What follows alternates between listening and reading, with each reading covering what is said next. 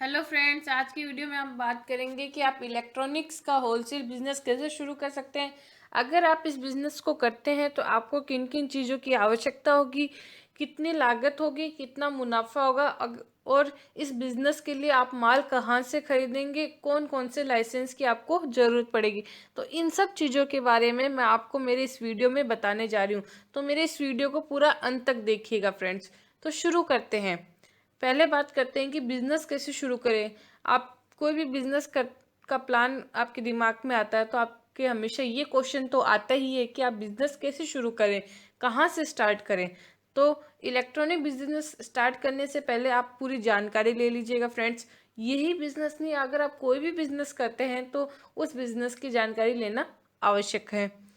फिर अगर ये जानकारी आप इलेक्ट्रॉनिक शोरूम में कुछ दिन रहकर भी ले सकते हैं। मतलब अगर आप इलेक्ट्रॉनिक शोरूम में जाके कुछ दिन इस बिज़नेस की पूरी जानकारी ले लीजिए, ताकि आपको पता चल जाए कि माल कहाँ से लेना है या फिर कितना इन्वेस्टमेंट करना चाहिए, कि इन सब चीज़ों के बारे में आपको जानकारी हो जाए। अब बात करते हैं फ्रेंड्स आवश्यकता की, कि अगर आप ये बिजनेस करते हैं तो आपको किन किन चीज़ों की आवश्यकता होगी।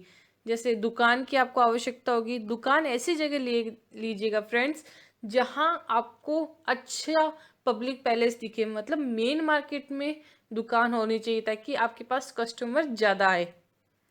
फिर फर्नीचर की आवश्यकता होगी, जीएसटी नंबर की, ट्रेड लाइसेंस की और आईएसओ लाइसेंस की। मैंने आपको वीडियो की स्टार्टिंग में बोला था कि आपको लाइसेंस की ज़रूरत पड़ेगी। तो वो लाइसेंस दो यही है, पहला है ट्रेड लाइसेंस, दूसरा है आईएसओ लाइसेंस। ये दोनों की आपको आवश्यकता पड़ेगी। अब बात करते हैं फ्रेंड्स कि माल कहाँ से खरीदें। तो इसके लिए आपको क्या करना होगा कि आपके हर एरिया में इलेक्ट्रॉनिक प्रोडक्ट या डीलर या डिस्ट्रीब्यूटर होता है, तो आप उनसे माल लेकर बेच सकते हैं। अगर आप जितना सस्ता माल खरीदेंगे उसी हिसाब से मार्जिन ऐड करके, अपना प्रॉफिट ऐड करके आप कस्टमर को बेच सकते हैं, ताकि आपको अच्छा प्रॉफिट मिल सके। इसके अलावा आप कंपनी की एजेंसी लेकर भी माल बेच सकते हैं।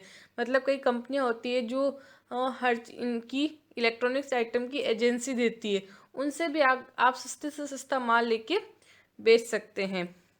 अब बात करते हैं कि कौन कौन सी कंपनियों का माल बेचे। अगर आप इलेक्ट्रॉनिक शोरूम खोल रहे हैं तो आपको कौन कौन सी कंपनियों के माल रखने चाहिए, कस्टमर किन किन कंपनियों की माल की डिमांड करते हैं, उसी अकॉर्डिंग आपको कंपनी के माल रखने चाहिए। तो जैसे सोनी का हो गया, एलजी का हो गया, सैमसंग हो गया, गोदरेज हो गया, वेयरपूल हो गया और पैनासोनिक हो गया।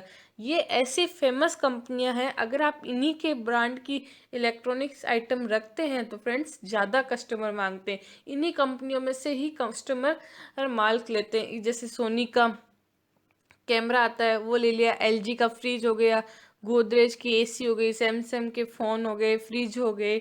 इन सब चीज़ों के माल ही, कंपनियों के माल ज़्यादा बिकते हैं। अगर आप अपना माल खरीद रहे हैं तो इनसे भी डायरेक्ट डील कर सकते हैं। अब बात करते हैं कि इन्वेस्टमेंट कितना होता है। तो इन्वेस्टमेंट एक तो आपका रेंट, अगर आपकी दुकान किराए पर है तो आप उसका रेंट देना पड़ेगा। सिक्योरिटी मनी, कई कंपनी ऐसी होती है फ्रेंड्स, जैसे सोनी हुई और सैमसंग हुई। अगर आप इन कंपनियों का माल लेते हैं तो कई बार क्या होता है कि ये कंपनी सिक्योरिटी मनी लेती है, तो आपको वो सिक्योरिटी मनी भी देनी पड़ती है। फिर हो गई बिजली पानी का बिल, एम्प्लॉय की सैलरी, अगर आप एम्प्लॉय रख रहे हैं दुकान में एक दो, उनकी सैलरी, फर्नीचर, इन सब का इन्वेस्टमेंट होता है। तो कम से कम 5 से 10 लाख के इन्वेस्टमेंट पे इलेक्ट्रॉनिक का बिजनेस स्टार्ट होता है। ये तो मैंने आपको कम से कम इन्वेस्टमेंट बताया। अगर आप फर्नीचर हाई लेवल पे करवाते हो, एम्प्लॉय ज़्यादा रखते हो, तो ज़्यादा इन्वेस्टमेंट होता है। अब बात करते हैं कि प्रॉफिट कितना होगा। तो प्रॉफिट की बात करें तो फ्रेंड्स, अगर आप टीवी, फ्रिज, वॉशिंग मशीन इन पर अगर आप सेल करते हैं कस्टमर को, तो इस पे आपको 20 से 30% का मार्जिन रहता है। लैपटॉप, फ़ोन, मोबाइल पे आपको रहता है 10 से 20% का मार्जिन रहता है। लाइटिंग आइटम, मतलब जैसे दिवाली पे जो वो अपन घरों में लाइटिंग वो करते हैं, उन सब पे क्या होता है, 25 से 40% तक का मार्जिन रहता है।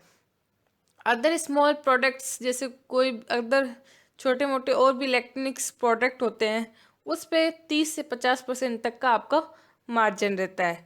तो ऐसे आपको अब बाकी का प्रॉफिट आप पे ही डिपेंड करता है कि आपके पास कस्टमर कितने आ रहे हैं, आप कितने माल बेच रहे हैं और कितना सस्ता आप माल खरीद के अच्छे मार्जिन में आप अपने कस्टमर को दे रहे हैं, तो ये प्रॉफिट भी आप पे डिपेंड करता है।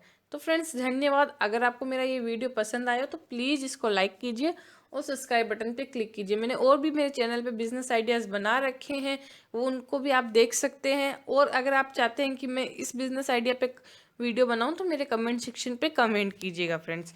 धन्यवाद।